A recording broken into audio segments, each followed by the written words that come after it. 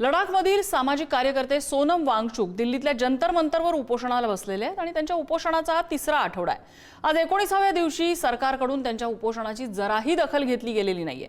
देशभरातील नीट आणि इतर परीक्षा प्रक्रियेचा झालेला खेळखंडोबा लक्षात घेता केंद्रीय शिक्षण मंत्री धर्मेंद्र प्रधान यांनी राजीनामा द्यावा या मागणीसाठी त्यांचं हे उपोषण सुरू आहे।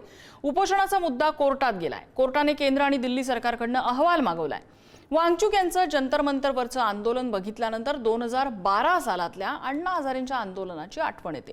मात्र फरक एवढाच की त्यावेळी विरोधात असलेल्या भाजपाने अण्णांच्या आंदोलनाला संपूर्ण ताकदीने पाठिंबा दिला होता। मात्र आता सत्तेत असलेल्या भाजपला सोनम वांगचुक यांच्या आंदोलनाकडे फिरकावंसं वाटत नाहीये। अनेक राजकीय पक्षांनी सेलिब्रिटींनी वांगचुक यांना पाठिंबा दर्शवलाय, पण विरोधी पक्ष थेट या आंदोलनात उतरताना फारसा ताकदीने दिसत नाहीये। विरोधी पक्ष कच खातोय का? भाजपला अण्णा सख्खे आणि सोनम वांगचुक परके असं का वाटतंय? सरकार या आंदोलनाकडे का फिरकत नाहीये? नेमका काय अजेंडा असू शकतो? याच विषयी आपल्याला आज चर्चा करायची आहे।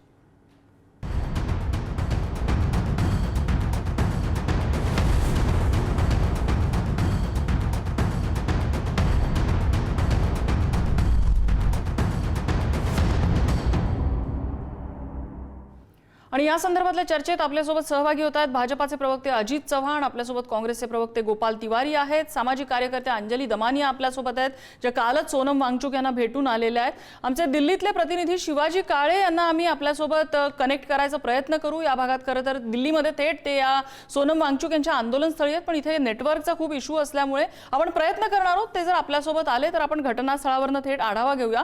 मी सुरुवातीला अंजली दमानिया यांच्यापासून सुरुवात करणार आहे। अंजली ताई, आपण काल दिल्लीत होतात, या ठिकाणी जे आंदोलन आहे तिथे सरकारकडून कोणी प्रतिनिधी येतंय का, बोलतंय का? सरकारकडनं काही अप्रोच झालाय का? म्हणजे कोर्टाने आता सरकारला सांगितलंय तुम्ही अहवाल द्या या सगळ्याचा, त्यानंतर तरी काही हालचाली झाल्यात का?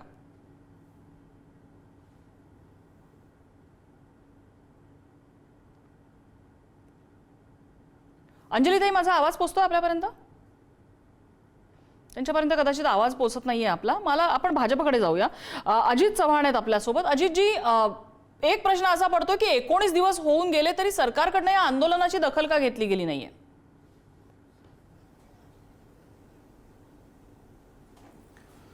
स्थानिक पातळीवरच्या अधिकाऱ्यांनी त्यांच्याशी संपर्क केला, चर्चा केली, त्यांच्या मागण्या समजून घेतल्या, पण त्यांचं म्हणणं काही विषयांमधलं जर विवादास्पद असेल तर निश्चितपणे त्याच्या संदर्भामध्ये चर्चा केली पाहिजे। त्यांच्याकडनं चर्चा करण्याकरता काही सिरियस माणसं आली पाहिजे आणि त्यांनी सरकारला आपल्या मागण्या संविधानिक मार्गाने सांगणं हे अपेक्षित आहे।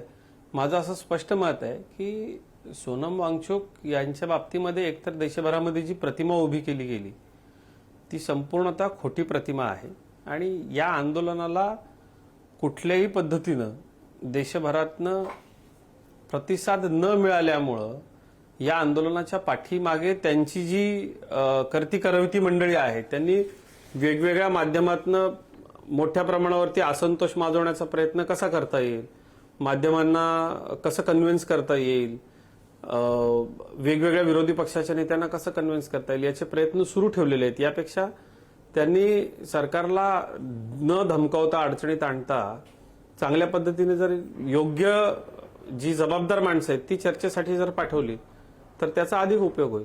सरकारला धमकावणं म्हणजे काय करतात ते? काय धमकवतात सरकारला? पूर्ण बॅकग्राऊंड नाही, ज्या पद्धतीनं त्या ठिकाणी मागण्या केल्या गेल्या, ज्या पद्धतीनं त्या ठिकाणी, हे बघा, पेपर फुटीचा विषय जो आहे, या प्रत्येक विषयामध्ये यापूर्वी पेपर फुटले नाहीत का? तर फुटले। आमच्या सरकारनं हे पेपर फुटी झाल्यानंतर त्याच्यावरती केलेल्या उपाययोजना, त्या संदर्भामध्ये तातडीनं उचललेली पावलं, हे जर सगळं आपण बघितलं तर ते निश्चित कुठेही त्याचं गांभीर्य कमी झालेलं आहे अशातला भाग नाहीये। तेवढंच गांभीर्य आहे। या घटना याच्या आधी पण घडलेल्या आहेत। आम्हाला त्याचं पूर्ण गांभीर्य, त्याच्यावरती कारवाई करण्यासंदर्भामध्ये निश्चितपणे सरकारनं पावलं उचललेली, पण याला ज्या पद्धतीनं राजकीय मुलामा चढवण्यात आलेला आहे हा काही बरोबर नाहीये। आणि एकूण या देशामध्ये एखाद्या अशा सामाजिक कार्यकर्त्याची ढाल पुढं करायची आणि इतरांनी मग सगळ्यांनी असंतोष माजेल तरुणाईमध्ये अशा पद्धतीचं काम करायचं, अशी सगळी मोडस ऑपरेंटी दिसते. आणि सोनम वांगचुक यांच्या बाबतीमध्ये जे देशामध्ये सांगितलं जातं, मला आपल्या माध्यमातून सांगायचं आहे, त्यांचे वडील काँग्रेसचे मंत्री होते, अतिशय सुस्थितीमध्ये ते वाढलेत, कुठेही त्यांचं बालपण आव्हानात्मक नव्हतं. एक या सिनेमामधल्या 3 इडियट्स मधलं हे पात्र आहे. अशा पद्धतीची जी खोटी समजूत करून देऊन देशभरामध्ये एक प्रकारचा वेगळा मेकॅनिकल इंजिनियर असलेला माणूस या पर्यावरण विषयामध्ये काम करतो. त्यांच्या पर्यावरण आणि बाकी इतर सगळ्या कामाबद्दल आदर आहे, पण मुळात उभी केलेली प्रतिमा ही कितपत खरी आहे हे देखील भारतीयांनी तपासलं. त्यात ते सपसेल चित्र समोर आलं. आणि पाठीमागे जी माणसं आहेत सगळी, अभिजित दापके वगैरे सगळे, ही जी सगळी मंडळी आहेत ही आम आदमी पक्षाची आहे. हे आंदोलन पूर्णतः राजकीय आहे हे लक्षात आल्यामुळं अपेक्षित तसा पाठिंबा प्रतिसाद त्यांना अजिबात नाहीये. मला काँग्रेसकडे पण जायचंय, मग मी अंजली दमानियांकडे येईन, त्या काल दिल्लीत सुद्धा होत्या. मला काँग्रेसचं खरं तर आश्चर्य वाटलं याच्यामध्ये. काँग्रेस थेट या आंदोलनामध्ये कसं काही उतरलेलं नाही, म्हणजे किंबहुना मला सगळ्याच विरोधी पक्षांचं आश्चर्य वाटतंय. विरोधी पक्ष जर बाहेरनं पाठिंबा देते, विरोधी पक्षांचे कार्यकर्ते इथे तुम्हाला जर एवढी कणव वाटतेय, त्यांचं आंदोलन इतकं योग्य आहे असं वाटतंय, थेट तुमचे कार्यकर्ते उतरलेले का दिसत नाही? का विरोधी पक्ष कच खातोय? काँग्रेसनं तर पाठिंबा सुद्धा जाहीर केलेला नाही. गोपाल तिवारी, नम्रताजी, आपण बघितलं असेल की 14 नंतर जेव्हा ही सत्ता बदल झाली आणि त्यावेळेला अण्णा हजारेंच्या आंदोलनाच्या वेळेला जे देशात एक संवेदनशील सरकार होतं, त्यावेळेला अण्णा हजारे माहितीच्या अधिकारासाठी आळंदीत उपोषणाला बसले होते. तेव्हा त्या पंतप्रधान कार्यालयाचे राज्यमंत्री पृथ्वीराज चव्हाण यांच्यासोबत मी स्वतः होतो आळंदीला, त्यांचं उपोषण सोडायला गेलो होतो. वेळोवेळी प्रतिसाद दिला जायचा आणि त्या ठिकाणी संवेदनशील एक राज्यकर्त्याची लोकशाहीची जाणीव असलेला सत्तापक्ष त्यावेळेला केंद्रात राज्यात सर्वत्र होता. मुद्दा असा आहे की लोकशाहीने दिलेलं हे आपल्याला सत्याग्रहाचं एक अधिकार आहे, मौलिक अधिकार आहे. हे अशा पद्धतीचे आंदोलन हे एक लोकशाहीची खूबसूरती आहे, हे एक पैलू आहेत लोकशाहीचे. आणि विविध माध्यमातून आपण बोलतं झालं पाहिजे, आपला आवाज उठवला पाहिजे, आपलं अभिव्यक्ती स्वातंत्र्य जपलं पाहिजे, आपण वेगळ्या वेगळ्या मुद्द्यांविषयी स्पष्ट बोललं पाहिजे. आता मुद्दा असा आहे की ह्या सगळ्या पार्श्वभूमीवर जेव्हा पेपर फुटी झाली ती आज झाली का? आम्ही वारंवार सांगतो 12 वर्षात सुमारे 100 वेळापेक्षा जास्त पेपर फुटी झाली. आणि धर्मेंद्र प्रधानांचा राजीनाम्यासाठी यापेक्षा अतिशय आक्रमक आंदोलन NSUIनी दिल्लीमध्ये, विविध राज्यामध्ये, विविध मेट्रो शहरांमध्ये फार मोठ्या प्रमाणात केलेलं आहे. आणि त्या पद्धतीने त्या ठिकाणी त्यांच्यावर पोलीस लाठी हल्ला, पाण्याचे फवारे कशा प्रकारे नामोहरम करण्याचा प्रयत्न केला हे देखील पाहिलेलं आहे. आणि याच आंदोलनाची आंदोलनजीवी म्हणून खिल्ली उडवणारे जर देशाचं नेतृत्व मोदी असतील, तर त्या किसान आंदोलनात 750 किसानांच्या आत्महत्या गेल्यावर मात्र त्यांनी त्या ठिकाणी आम्ही म्हणजे आपला चुकीचं विधेयक होतं हे मान्य करायला तयार नाहीत. त्यावेळेला पण त्यांनी असे शब्द वापरले की आम्ही शेतकऱ्यांना समजावण्यात कमी पडलो, म्हणजे अजूनही ते त्यांच्या आडमुठ्या भूमिकेविषयी पक्केच राहिले. तर अशा ह्या सगळ्या ह्याच्यामध्ये आम्ही वारंवार आंदोलन करतोय आणि विविध ठिकाणी होतात ना. आज कोल्हापूरला झालं महाविकास आघाडीचं इंडिया आलायचं आंदोलन, यांना पाठिंबा देतोय आम्ही, त्यांच्याबद्दल आम्हाला सदिच्छा आहेत, त्यांना 100%. परंतु याच्यामध्ये कुठलेही राजकीय शिंतोडे उडू नये. त्यांना प्रत्येक नागरिकाला, प्रत्येक सामाजिक व्यक्तिमत्वाला आपलं म्हणणं मांडायचा अधिकार आहे. जंतर मंतरला आम्ही वारंवार आग्रह केला होता, वारंवार परवानग्या मागितल्या, त्यावेळेला नाही दिली परवानगी अजिबात. परंतु अभिजित दिपके विमानातनं उतरायच्या अगोदरच त्यांना जाऊन परवानगी बहाल केली. का ह्याच अभिजित दिपकेने भारत जोडो यात्रा हे ट्रॅफिक ब्लॉगिंग म्हणून त्यावेळेला टीका टिप्पणी केली होती, म्हणून अभिजित दिपकेंना त्यांनी परवानगी दिली का? अभिजित दिपके जे आज मुद्दे मांडतात ते रास्तेत. कॉकरोच पार्टी का जन्माला आली? कारण त्यांना काही का वर्षानंतर भारत जोडो यात्रावर भले त्यांनी टीका केली असेल, परंतु नंतर जेव्हा वास्तवतेला सामोरे जात असताना त्यांना असं लक्षात आलं की या देशातल्या तरुण बेरोजगारावर भरडला जातोय, त्याला दिशाभूल करता येतात. आपण आत्ताच काही वेळापूर्वी सांगितलंय शैक्षणिक शाळा किती बंद पडतायत, किती शिक्षक भरती थांबवलेली आहे, किती शाळा बंद पडलेल्या आहेत. अशा परिस्थितीमध्ये जेव्हा त्यांना आत्मभान आलं तेव्हा त्याच अभिजित दिपकेनी या ठिकाणी आंदोलनाचा पवित्रा घेतला. आम्ही सॅल्यूट करतो. त्यांनी मानलंच पाहिजे. असं नाही, विविध पक्षाच्या विविध लोकांनी अगदी खासगी मुद्दा असा आहे गोपाल तिवारीजी मुद्दा असा आहे की या सगळ्यामध्ये काँग्रेस आपला पाठिंबा साधा आज जसं उद्धव ठाकरेंनी सांगितलं की आमचा पाठिंबा आहे, त्यांनी उपोषण मागे घ्यावं, त्यांचा जीव महत्वाचा आहे. राज ठाकरेंनी जाहीर पाठिंबा केलेला आहे, अखिलेश यादवांनी पाठिंबा दिलेला आहे, महुआ मोहित्रांनी थेट भाष्य केलेलं आहे, काँग्रेसच्या कुणी थेट भाष्य केलेलं आहे. म्हणजे माझ्या आठवणीत तरी नाहीये, माझं चुकत असेल तर मला करेक्ट करा. काँग्रेसच्या एका नेत्यांनी पाठिंबा दिल्याचं मला सांगा. नाही, मुद्दा असा आहे की हे बघा, हे जे मुद्दे आहेत ना, हा एका धर्मेंद्र प्रधान व्यक्तिसापेक्ष हा मुद्दा नाहीये. हा तत्व धोरण सापेक्ष मुद्दे आहेत. म्हणजे तुम्ही कशा प्रकारची कार्यप्रणाली, कशा प्रकारची सत्ता देशात राबवतात, हुकुमशाही व्यवस्था आहे. आणि याच्यामध्ये 14 ते 24 10 वर्षात, एकच मिनिट, 10 वर्षात 14 ते 24 तेव्हा सोनम वांगचूक नव्हते, अभिजित दिपके नव्हते. 14 ते 24 ह्याच देशातील जनतेने 50-52च्या 100% जागा वाढून 102 जागा करून देशाला मजबूत विरोधी पक्ष नेता दिलाय. आणि 30% जागा भाजपच्या कमी झालेल्या आहेत. हे 14 ते 24 त्यावेळेला तरी निवडणूक आयोग, ईडी, ऐन इलेक्शन मध्ये काँग्रेसचं अकाउंट सीज करणं, अशा प्रकारच्या त्रासाला काँग्रेस सामोरं जाऊन एक सक्षम, जेव्हा पर्यायी विरोधी पक्ष नेता म्हणून जेव्हा समोर ठेवायला लागलं, तेव्हा ते विरोधी पक्षाची जागा इतर कुणीतरी भरून काढावी म्हणून हे प्रयत्न करत असेल सरकार. तर काही विषयी सरकारच्या मनात काय आहे ते त्यांना मुद्दा लक्षात आला. अंजली दमानिया हसतायत, पण मी अंजली दमानियाने विचारणार आहे, काल त्या स्वतः दिल्लीत होते आंदोलनाच्या ठिकाणी. अंजलीताई, सत्ताधारी काय आणि विरोधक काय या दोघांच्या अप्रोच बद्दल काय वाटतं तुम्हाला या आंदोलनाच्या प्रती असलेल्या? आता आपण विरोधी पक्षापासून सुरू करू.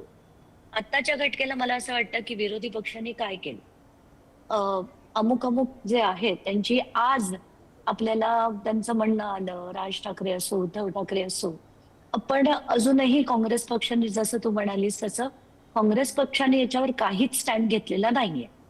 आताच्या घटकेला ना गोंधळ मला असा वाटतोय की त्यांना पाहिजे काय हे त्यांना तरी कळतंय का? कारण काँग्रेसनी सुद्धा हाच पेपर लीकचा मुद्दा धरून लावला होता. त्यांनी तिथे आंदोलनही अनेक ठिकाणी केली होती. मग असं असताना एक आंदोलन जे इतका वेळ चाललंय त्याला आपल्याला समर्थन द्यायला प्रॉब्लेम काय? मला तेच कळत नाही. ते याचा आहे का त्याचा आहे का त्याचा आहे माहित नाही, पण विषय जर महत्वाचा असेल आणि कोणी ते व्यवस्थित लावून धरलं असेल तर त्याला पाठिंबा द्यायला काय प्रॉब्लेम आहे? मला खरं राहुल गांधींकडनं ही अपेक्षा नव्हती. I thought he will do a much better job, पण आताच जी परिस्थिती आहे त्याच्यावरनं त्यांनी केलेला दिसत नाहीये. आता आपण मेन पक्षाकडे येऊया. आत्ताच्या घटकेला खरं तर नम्रता, मला असं मनापासून वाटतं की या अमित शहांना 4 दिवस कधी जर ते उपोषणाला बसले ना, तर त्यांना उपोषण काय आहे आणि त्याची तीव्रता काय आहे हे कधीतरी जाणवेल. पण ज्या व्यक्तीने आयुष्यात कधीच काही केलेलं नाहीये, दादागिरीशिवाय, त्या व्यक्तीला उपोषण काय किंवा संविधानिक मार्गाने आपण आंदोलन करणं काय, हे सगळं त्यांच्या कल्पनेच्या पलीकडचं असेल. म्हणून त्यांनी या आंदोलनाला कुठच्याही प्रकारचं काहीच केलेलं नाहीये. पहिल्या दिवशीपासून, म्हणजे जेव्हा सीजेनचं ते स्टेटमेंट आलं, मला भाजपकडनं कुठलंही काउंटर स्टेटमेंट दिसलं नाही. त्यांनी ऍक्टिव्हिस्टना, माध्यमांना, सगळ्यांना त्यांनी कॉकरोच म्हटलं.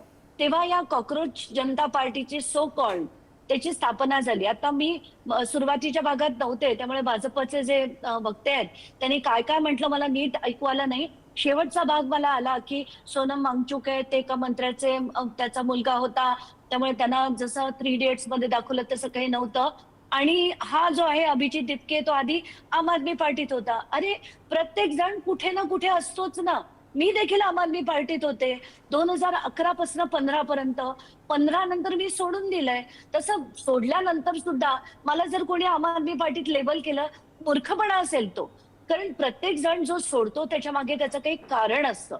तर ते कारण जाणून घेतल्याशिवाय कोणालाही शिक्का मारणं हे कितपत योग्य. आता मुद्दा असा आहे की हाच अभिजित दिपके, जो एक 28 वर्षाचा पोरगा आहे, त्याला काय वाटलं की बाबा हे लोक आपल्याला असं बनूच कसं शकतात. आणि नम्रता, अजून एक किडा मला मुद्दाम सांगायचं की आपल्यासारखे जे ऍक्टिव्हिस्ट असतात ना, त्यांचा तो एक किडा असतो त्यांच्या डोक्यात, जो नेहमीच वळवळत राहतो. त्याच्यात तुम्ही राजकारणात असा काय नसा काय, आपला जो स्टँड असतो तो आपण अतिशय व्यवस्थितपणे जिथे मांडता येईल तिथे मांडतो. आता अभिजितने तेच केलं तर त्याला लेबल करणं की तो आधी आम आदमी पक्षाचा होता म्हणून त्याला प्रतिसाद मिळाला नाही, प्रतिसाद म्हणून मिळाला नाही असं नाहीये. सगळ्या माध्यमांनी, सगळ्या मेनस्ट्रीम हिंदी इंग्लिश चॅनल्सनी दाखवणं बंद केलं. आणि माझा असा थेट आरोप आहे की सगळ्या राजकीय पक्षांच्या म्हणजे स्पेशली आत्ताच्या मोदी सरकारच्या ज्या जाहिराती या सगळ्या पेपर्सना आणि सगळ्या माध्यमांना दिल्या जातात म्हणून हे आंदोलन कोणी दाखवण्याची हिंमत केली नाही. आताच्या घटकेला जेव्हा एकदम टोकावर आलंय 18 दिवस त्या माणसाचं उपोषण आणि कोण माणूस आहे, आता त्याच्याकडे येऊया आपण. सोनम वांगचुक, जसं आता भाजपचे वक्ते म्हणाले तो एक भाजपच्या काँग्रेसच्या एका मंत्र्याचा मुलगा होता. हो होता, म्हणजे त्याच्यात काही गैर आहे का? त्याचे वडील जे लढत होते ते काही पैसे खात होते का? नाही, ते देखील असंच पर्यावरणासाठी, लडाखसाठी पदोपदी ते लढत होते. आणि तेव्हाच्या त्यांनी देखील उपोषण केलं होतं. आणि त्यांचं उपोषण सोडवायला इंदिरा गांधी स्वतः फ्लाईटने गेल्या होत्या. पण आत्ताचं सरकार त्यांच्याच मुलाचं उपोषण करायला, आज त्यांचा 19वा दिवस आहे, त्यांनी 4 माणसं पाठवता येत त्यांना. आणि काय बोलायचं, कोणावर वाटेल ते आरोप करायचे. करू का आम्ही सगळ्यांवर आरोप की तुमच्या भाजपचे कोण कोण काय काय आहेत ते, आणि सगळे कसे तुम्ही भ्रष्टातल्या भ्रष्ट लोकांना तुम्ही भाजपत घेऊन अगदी मांडीवर घेऊन बसलात. कोणी म्हणतंय तुम्हाला, कारण तुम्ही आता कम्प्लीट हाताबाहेर गेलेला पक्ष झालाय. तर आत्ताच्या घटकेला लोकशाही जर असेल तर लोकशाही आंदोलन करणं किंवा अशा प्रकारचं उपोषण करणं ही खरंच संस्कृती होती आणि ती आपण जपली पाहिजे. कारण लोकांचा आवाज ते 2च प्रकारे मांडू शकतात. एक तर उपोषण आंदोलन करणं किंवा रस्त्यावर उतरणं. रस्त्यावर उतरलं तर हे टीका टिप्पणी करणार. मग दुसरा मार्ग जो आहे शांततेपूर्ण आपण आंदोलन करण्याचा, त्याच्यावर सुद्धा हे जर असं वाटेल ते बोलायला लागले तर कसं चालेल. आता मला 2-3 गोष्टी आधी मांडू दे. कारण काल मी पहिल्या दिवशी आंदोलनाच्या गेले होते आणि काल पुन्हा गेले. कारण 3 दिवस जी त्यांची चित्र येत होती, व्हिडिओज येत होते, पाहवत नव्हतं. आणि जो माणूस ज्याला हृदय असेल, ज्याला भावना असतील, संवेदना असतील, अशा प्रत्येक व्यक्तीला वाईट वाटेल सरकार का जात नाहीये बोलायला. तर त्यांना जेव्हा मी जाऊन बघितलं, त्यांची स्थिती बघितली, पण ते अतिशय शार्प आहेत अजून. म्हणजे त्यांना चालायची ताकद नाही अंगात, पण डोकं मात्र अतिशय शार्प आहे. ते मला म्हणाले, कसं सोडू मी आंदोलन. म्हणजे मला अभिजित म्हणाला, मी त्याच्याशी बोलत असताना मला म्हणाला, ताई मी रोज उठतो ना तर मला अशी भीती वाटते की ते बाजूला असतील की नाही. हे ऐकून मला इतकं सर्र झालं ना की म्हणजे तो म्हणतो रोज मी उठतो, पहिलं असा दचकून उठतो आणि पहिलं ते चेक करतो की ते व्यवस्थित आहेत ना. रात्री 1-1 वाजेपर्यंत तिथे लोक असतात, त्यांना झोपायला मिळत नाही आणि 5 वाजले की सगळे पुन्हा यायला सुरू होतात. त्यामुळे 4-4 तासाच्या झोपेवर ती पोरं इतके महिने तिथे बसलेली आहेत. म्हणजे या उपोषणाला 18 झाले पण त्याच्या आधी सुद्धा हे आंदोलन सुरू आहे. तर त्या मुलाचं कौतुक करण्यापेक्षा त्याच्यावर वाटेल ते बोलणं योग्य आहे का हा प्रश्न आपण विचारूया. अजित चव्हाण,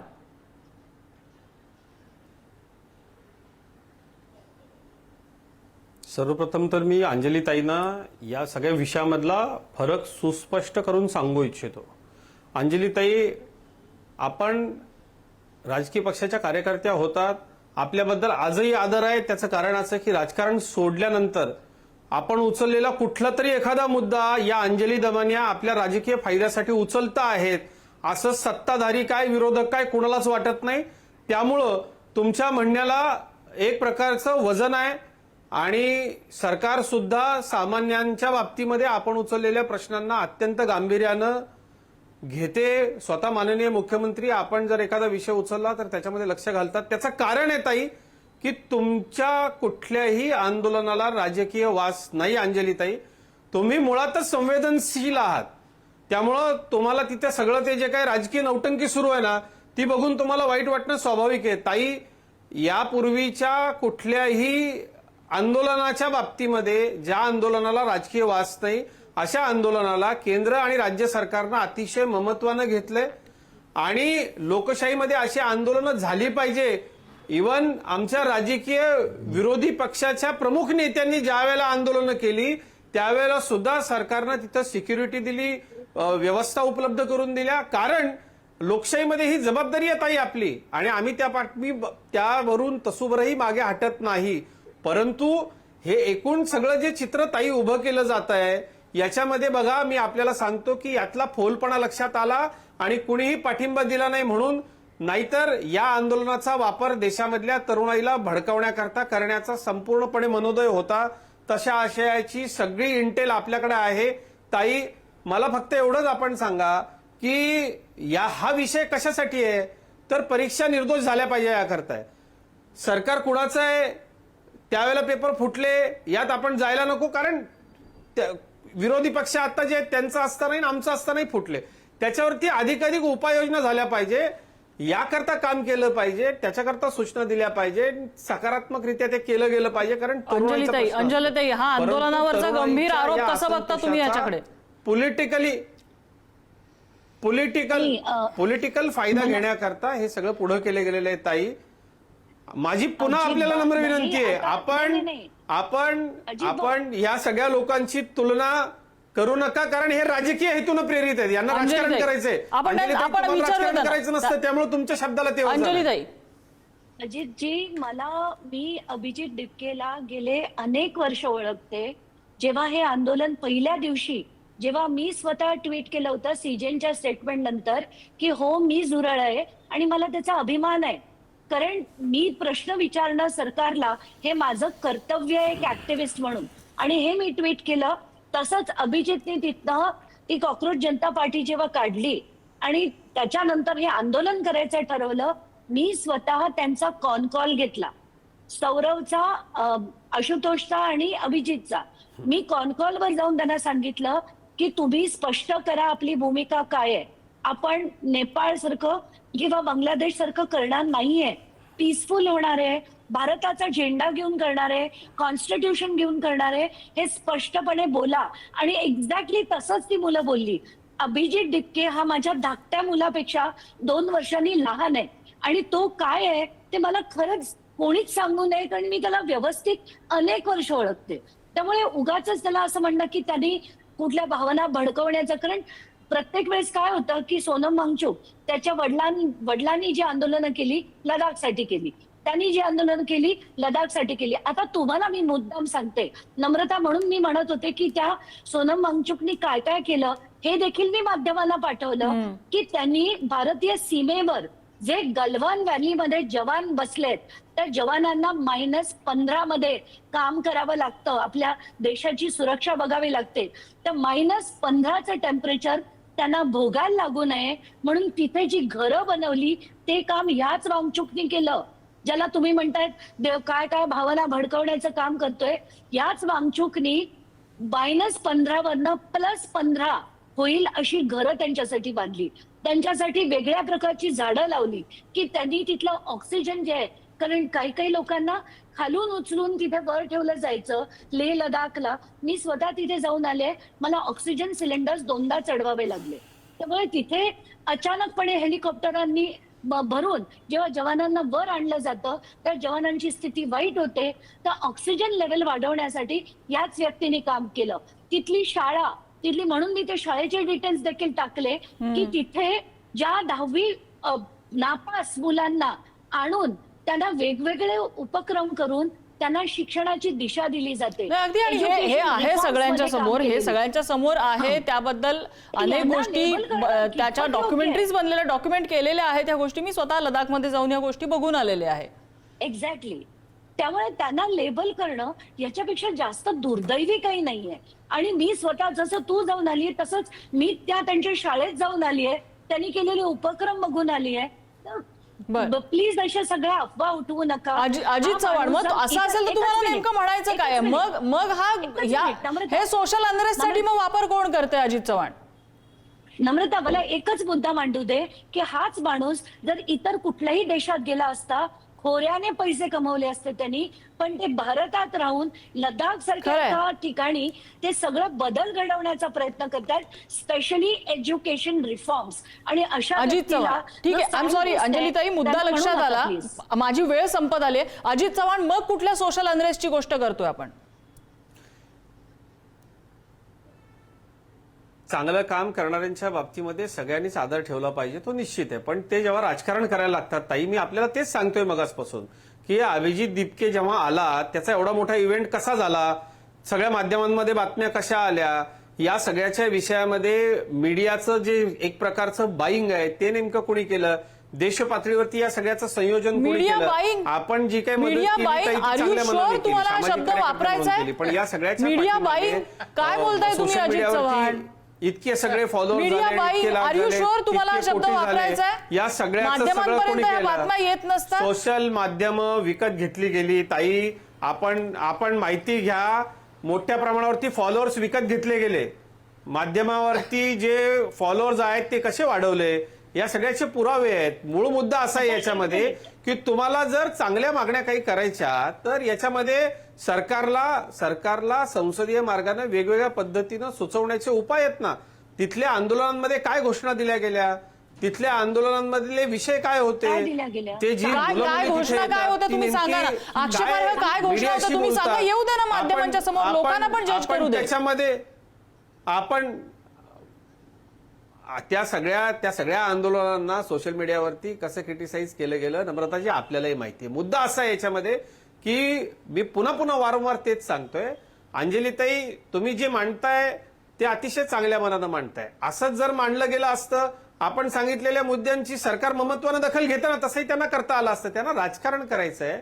या सगळ्या विषयामधनं अभिजित दिपकेचा प्रयोग हा एक असं जे विधान आहे की ज्या विधानाच्या बाबतीमध्ये माननीय न्यायमूर्तींनी स्पष्टीकरण दिलं की त्यांना नेमकं काय म्हणायचं होतं, जे तसं नव्हतंच. ते अनेक दिवस खडे मारत होते की काय आपल्याला क्लिक करता येईल, कसं करता येईल. सुदैवानं भारत इतका मोठा देश आहे की भारतामध्ये इतर छोट्या देशांमध्ये जसा असंतोष तरुणाईमध्ये पसरून एखादा उद्रेक घडवून आणता येतो, तसं पटकन घडवून आणता येत नाही. ही आपल्या देशाची ताकद आहे, ही विविधतेमधल्या एक एकतेची म्हणजे ताकद आहे. मला जोपर्यंत माहिती आहे अभिजित दिपके, मी काही कोणी पाठिंबा देणारी नाहीये त्यांचा, पण त्यांनी आधीच स्पष्ट केलं होतं की आम्हाला काही ऍक्टिव्ह राजकारणामध्ये यायचं नाहीये, आम्हाला कुठेही राजकारण करायचं नाही, आम्ही फक्त ऍक्टिव्हिस्ट आहोत. त्यामुळं आम्हाला इथे फक्त कुठल्या सामाजिक गोष्टींवरती सामाजिक काही चुकीचं घडत असेल तर आम्हाला त्याच्यावर बोट ठेवायचं असतं. राजकारणाकरता होईल जर ते सक्सेस झालं असतं तर. बरं, ठीक आहे. मला विरोधकांची एक शेवटची कमेंट घ्यायची आहे, त्यांच्यावर अन्याय व्हायला नको. गोपाल तिवारीजी, शेवटच्या 30 सेकंदात काँग्रेस या सगळ्यामध्ये कुठे आहे? तुम्ही ऍक्टिव्हली पार्टिसिपेट होणार का या आंदोलनामध्ये? शेवटची 30 सेकंद. हे बघा अजून तर आम्ही तिथे गेलो नाही तरी ह्या आंदोलनाला बदनाम करायला सुरुवात झाली आहे. राजकीय आंदोलन राजकीय हेतून झालंय हे आता तुमच्या समोरच हे प्रवक्ते बोलतायत. त्यामुळे या आंदोलनाला बदनाम होऊ नये हे मूळ हेतूचं आंदोलन आहे. हे सोनम वांगचुक यांना जेव्हा ह्या सत्ताधाऱ्यांनी तुरुंगात टाकलं होतं, कैदेत टाकलं होतं, तेव्हा काय झालं होतं? तेव्हा कुणी आवाज उठवला होता? एकमेव राहुलजी आणि काँग्रेस अनेकदा आवाज उठवला होता. आणि त्यांना नंतर काय उपरती झाली ते त्यांना सोडून दिलं. म्हणजे हे उशिरा सुचलेलं सांडपण.